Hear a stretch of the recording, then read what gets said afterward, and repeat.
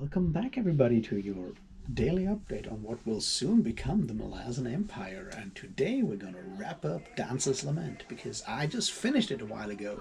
And then I tried to actually get my new camera to work, which I didn't manage, so this is still on the old camera. But I expect sound quality to get better in the next couple of days, I hope. Until then, we're stuck with this, and we're gonna finish Dance's Lament, and then we're gonna talk about what will happen next, I guess. So, let's get this started, shall we? Cheers.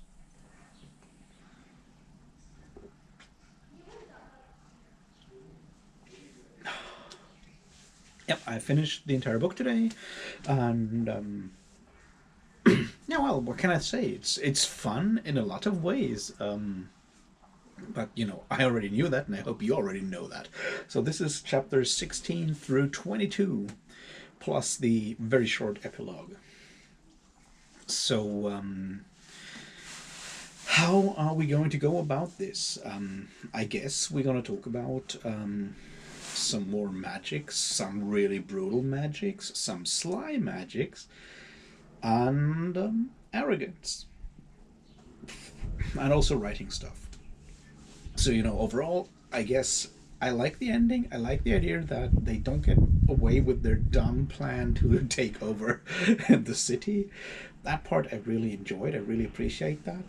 Apart from that, what my personal highlight was the really dumb duel between Danza, or Dorin at that point, and what's his name? Stefan, right? Stefan. What a terrible name for an assassin. I can't even begin. But yeah, we talk about those, and then we talk about the brutal magics and all the other stuff going on. But let's try to go like kind of through it bit by bit. So the main part here is that the after the imprisonment of Rhinandaris, obviously we find parts of the outer city have been taken over by the Kennies, and well, Shalmanat, or the Protectress, is not exactly happy with the imprisonment of Rhinandaris, but because apparently she didn't know what her mages were up to, so there's that. But apart from that, things are sort of at a stalemate, and several things happen there. One thing, obviously, is that they go out to the, or more or better, like, or clearer, Doran goes out to scout out a route to kill King Chulalorn because he thinks that's a really good idea to make himself a name. We'll talk about that in a second. He gets caught because his buddy Kellenbed follows him around. And the mage Jaghut that is apparently helping or in service to, or no one knows exactly, of the Chulalorn dynasty, spies him out. So we now know what the ice magic that we've heard of before will be. It's obviously Ontos Felak, ice magic by a Jaghut. And they get out of there by once again summoning Hounds of Shadow and so forth. And while they do all of that, Ulara gets blinded by Pung in revenge for all the stuff that was going on. And we've come to the point where basically there's like several gangs, and our buddy Kellenbed is basically running his own gang now, taking away stuff from Pung, sort of. I mean, yeah, he's doing that. And we see that Pung was taking revenge on Ulara, so our buddy Dancer, Doran not listening to Rena was certainly didn't help. And it's at that point, I guess, finally, that what's his name, Doran figures out what kind of relationship he could have had with Ulara, But he was too self-obsessed and too much a 16-year-old boy, I guess, to realize that or to ever take her seriously as an equal, which she definitely is or was, and so forth. Um, so he comes back. He feels really bad. He then obviously does what everyone in like your 80s action movie does once they kill their dog or lover or what have you. He swears revenge, and he does something important here. He takes that eagles, or not eagles, some birds' foot with the talons on it. And we all know where that will go. There's another hint that is interesting. One of the guys he meets, like under the, like one of Kellen Ved's, or Vu's at this point, boys, a 12-year-old boy is named Bodin, or Boda, or however you want to pronounce it, just like his father and his father before. And those of us who have read Deadhouse Gates know that there's another Bodin showing up later on, so probably his son, I guess. So yeah, so we have that like first connection to Bodin and the Talons sort of coming up. And this is, one of those things that I really appreciate about the book and the next ones as well. There is all that lore in the Malazan Book of the Fall and the novels of Malazan Empire that we already know if we read that stuff. It's all these like small details or small things on the side that, I mean, so the things that we know from later Malazan books are just like, circumstances, random happenings and small things on the side. There's oftentimes no really big like mythic like explanation for why things are in a certain way or whatever. Just like, yeah, one of those boys named Bodin, and he's probably got a stick wound for a while. And yeah, it's Ulara's birds, and Ulara gives who gives Doran his name Dancer, and that's where the talons come from. So anyway, so obviously they're out for revenge to go and attack Pong and get the magical box back with whatever is inside, and they do. And that point is when we have that duel with Stefan, the other assassin. And like, there's one thing that I found really great about it, and one thing that I found like kind of random and weird. The random weird thing is that like Stefan just shows up. We never hear of like another assassin like being out there or something. It's the first time he shows up. They have their assassin's duel, and Doran kills him. We obviously learn that yes, his teacher was Farouch, that mythical assassin of the Talion Iron Crown and everything. So he's one of the last surviving. Now that he's killed Stefan, he's the last actual student of Farouch, carrying on that very specific knife fighting tradition and so forth. So there's all of that. But what I really appreciated about it was the way that duel was written, because once again we mostly don't get like a description of the way of that fight between Stefan and Doran, but what we get it from Doran's perspective, how he remembers the lessons learned from his teacher Farouch. And I just really felt that was like a clever way to do it, with the like all these lessons drummed in, like the fights with the wooden knives and everything, the training fights, and then it's like, and that's when you slide the knife in, and that's when we draw back out of there, and it's like, yeah, that's he actually just stabbed the other guy. So there's that, and as I said, I really appreciated the way that was done. It was just, cleverly done, and I'm nothing enough if not appreciative of clever things.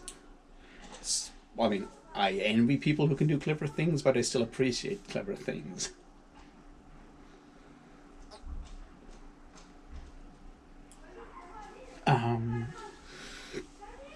So yeah, they have the weird thing.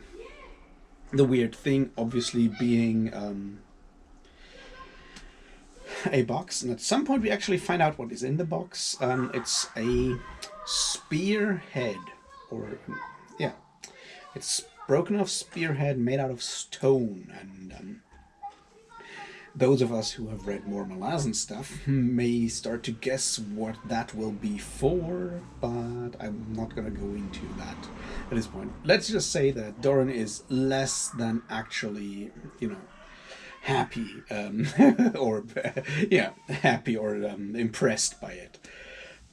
The next thing we see after that whole disaster, or not disaster, but the duel and everything, is the both magics. So the Jaghood, like we come to the point where Elder magics are unveiled. Like the escalation hits like maximum point. That being the Jaghood Dwage literally freezes over the river Idrin. I think Idrin. The Idrin River, and so the troops can just march over. And while they're doing that,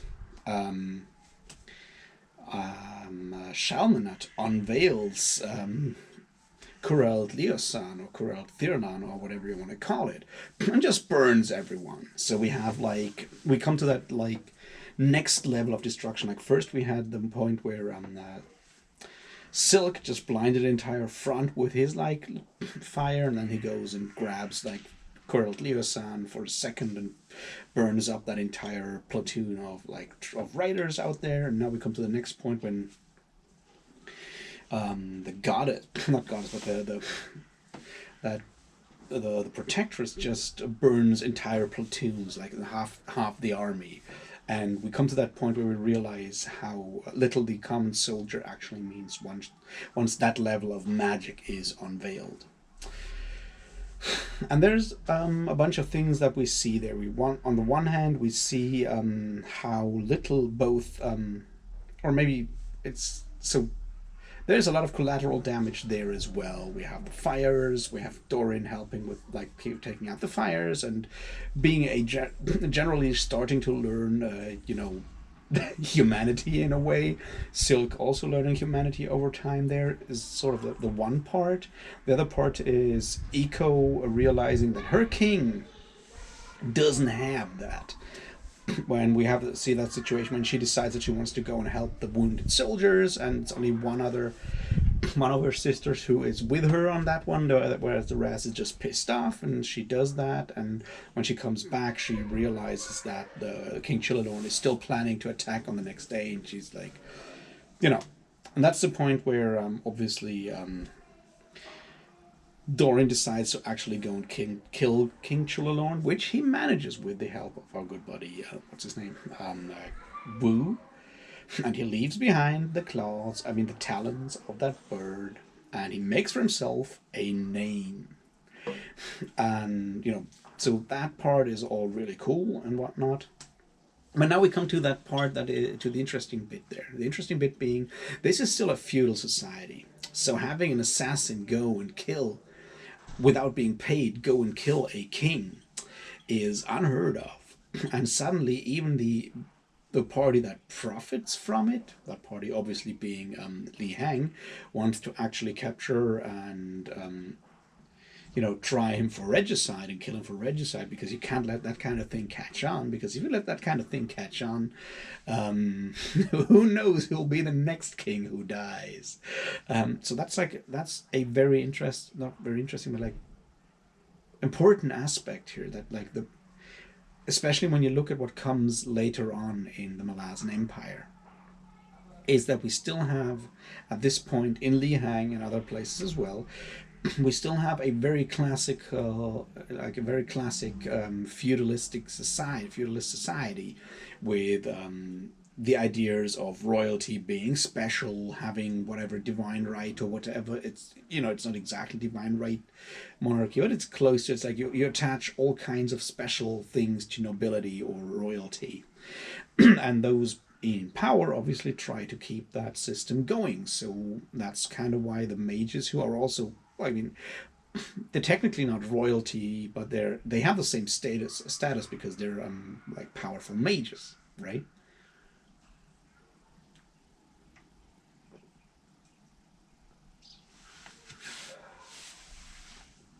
So we see all of that. the way how systems try to keep the system going, to fight back or hold down or fight down anything that could become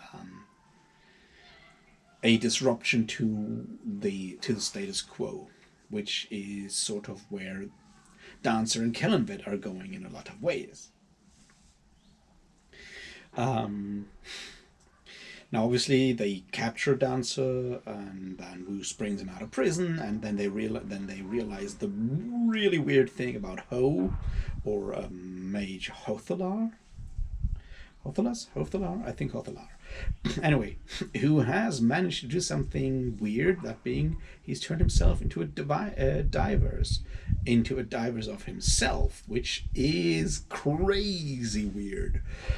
But it exists, so that's why Ho is so very difficult to kill, as we've learned before. Anyway, we have the revenge story, and it's interesting, or not interesting, but it's important that when Pang gets killed, he gets killed by the eagle, and we kind of know that there is more than just like that. That Ulara has some control over birds, so she basically takes her revenge, which is important here because it's once again it's about agency. So Pang thought to use Ulara in a power game with Dancer, and he kind of made the same mistake that Dancer made not by counting her out and not actually thinking of her or realizing that she's a player just as everyone else, which is really important to understand here. So I feel it's good and helpful that it's Ulara who actually takes her revenge on Pang. Well, with the help of Dancer, of course, but that's a different thing than just Dancer going and just killing her. Once again, we see Dasem do his Dasem grandstanding, not letting anyone into the thing, into the temple. Also, Dasem doesn't want to work for Vu. Who'd have thought that?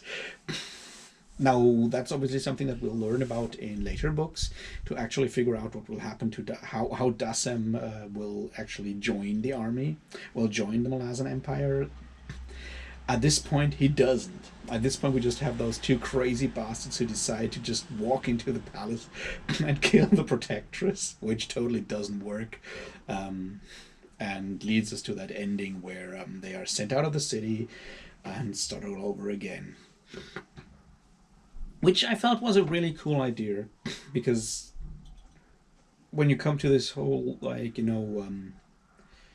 those two are obviously very special people, and we see that at the end when Nightchill and Karul are talking to each other, and it's like Nightchill is still doubting the capabilities of Vu to actually reopen the Shadow Realm, and this is something that I found very fascinating. And the fascinating thing here is, so I read these books like when they came out, Dance's Lament when it came out, and I completely ignored the fact, or like the mentioning of the fact, that Karul and Nightchill and some others are Azathanai. I just completely ignored that as, I don't know. And now that I've read Carcanas, I'm like, oh shit, they are Azathanai. That explains so much. So yeah, but still, we kind of see, and this is something that I find very fascinating now that I have read the Carcanas books that are already available. I see even more of like how the Malazan Empire is sort of directly connected to stuff begun way back then, right? That's the part. It's like, so I feel like one of those things about the Carcanas stuff is like people that haven't read it's like, oh, so it's all about Teist Andy. It's like, well, actually, it's way more than just that. It's not just Anomander Rake's backstory. It is very much about stuff that happens there, has a lot of influence on stuff that happens in the time of the Malazan Empire, and we see that here with that last conversation that Nightchill, or Sister of Cold Night, and Karul are having.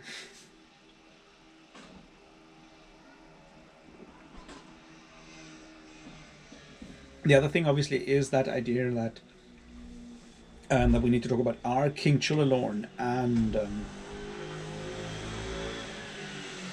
Shalmanat, the Protectress, the same when it comes to actually letting a lot of their own subjects die? The answer obviously is no. Shalmanat cares for them, and we need to talk about what happens there. The idea that she loses something while she wins, that change of her from a protectress and ruler and magician or sorceress to what some people consider a god, which leads to the whole idea of ascending her ascendancy or her ascension later on.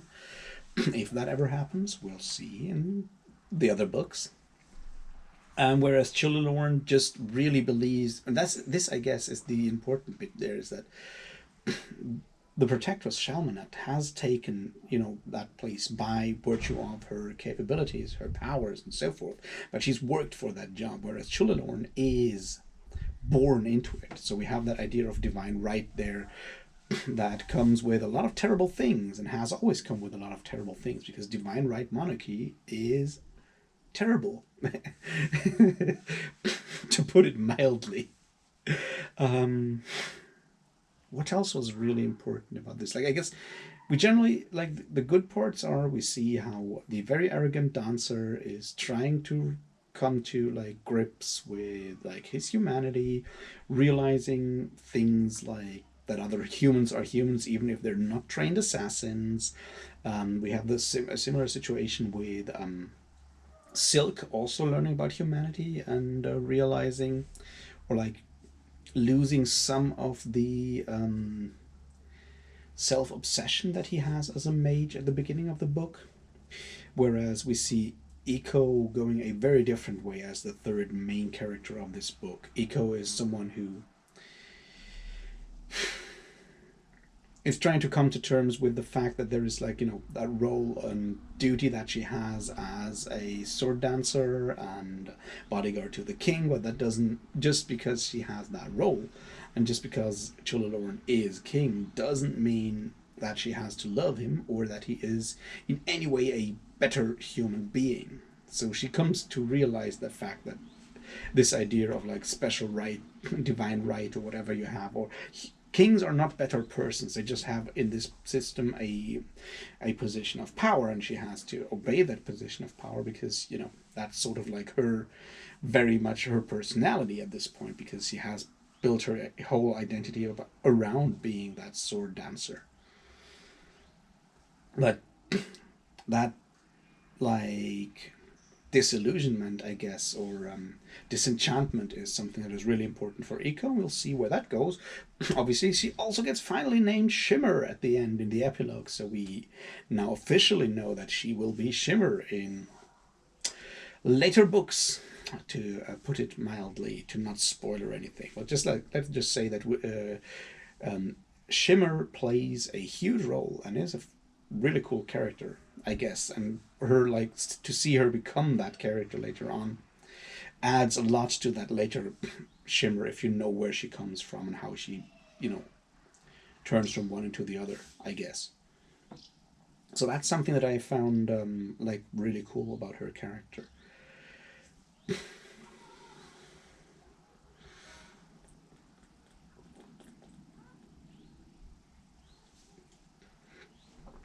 All right. So let's have some final thoughts on it. I feel, in general, I really enjoyed my reread of Dance's Lament. It is a quicker read for a lot of reasons, but I feel especially in the Malazan fandom, we need to talk about that one in general at some point. We oftentimes talk about having a complicated book or a complex, dense book is better than not having that. While I personally like dense books with all kinds of stuff, I don't think that's a measure of quality. Because Dance's Lament is a quick read. It's not as dense. It has more substance than you might think. but it still is an easier and quicker read. It has less viewpoints, less viewpoint characters. It has only one setting. It follows a fairly linear plot line, that being two crazy people walk into a town, or like one crazy person and one very much not adult person walk into a city. A siege happens. They come out being kind of friends at it, maybe not, and still, So it's something of a coming of age story in a way, but it follows like very,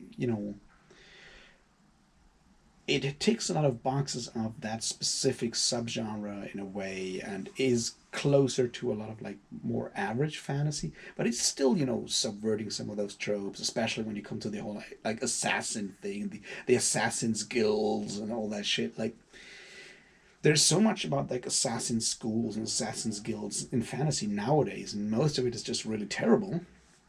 So having Dancer and the way he was trained into like an assassin, and so forth, while not being a full-on subversion of all the assassin tropes, it's still much closer to what you might think of like as realistic in a way.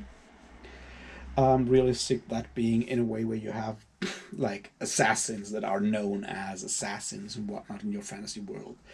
Um, but it does all of these things really well, and you can tell this book is written by someone who knows his subject matter, not only like the world that he's created with together with Steven Erickson, but also someone who has read enough like coming of age stories, has read enough fantasy, has knows their history and anthropology, of course. But let's just say this is extremely well executed in a lot of ways. And I personally appreciate a really well executed story. And that's, I think, way more important, or like, yeah, I would say much more important than having a lot of like having like 500 themes and double meanings and whatnot in your story. While I really appreciate teasing out those things, I read my Thomas Pynchon. I like my Thomas Pynchon from time to time, but I sometimes just like a really well executed, straight up fantasy story that has characters changing over time, becoming more likable, having, learning stuff, growing up, um, showing a world that is well executed. That's just like really, really good. And I feel that people that go and like, oh, I don't know, it's not the Malazan Book of the Fallen. No, of course it's fucking not the Malazan Book of the Fallen. This is something very much its own, but it's just as good in a different way. So that's sort of where I'll end this for today. I mean, if you reach that point, you've probably already read Dance's Lament, and I'm preaching to the choir here, but still, it's like, tell your friends to go and read Dance's Lament. It's a good book. It's very much enjoyable. It shows so much, it adds so much to what you already know if you've read other Malazan books, and I sincerely think it might just be one of the best entry points to the Malazan world. You could possibly, if you want, hand it to a younger Malazan reader, because while it has its brutality and stuff, it doesn't go as deep into like the really triggering dark shit that later Malazan books go into. That certainly helps. And so I would say, like, if you want to introduce your kids to the Malazan world, this might just be the best possible book to do that with. And apart from that, yeah, I just had a lot of fun again, and I appreciate having a lot of fun. So there's certainly that. Now the question is what I'll do next. And the question is, do I start Dead House Landing tomorrow, or do I wait until Monday? I'm not quite sure about that one yet. I'll probably not have time to do anything about it over the weekend because I'll be busy. Maybe I'll have some other videos pre-recorded if I can plan that far ahead. We'll see. But anyway, until then, have a great weekend tomorrow onwards if I don't manage to do another video. And yeah, thanks for watching and all of that. Cheers.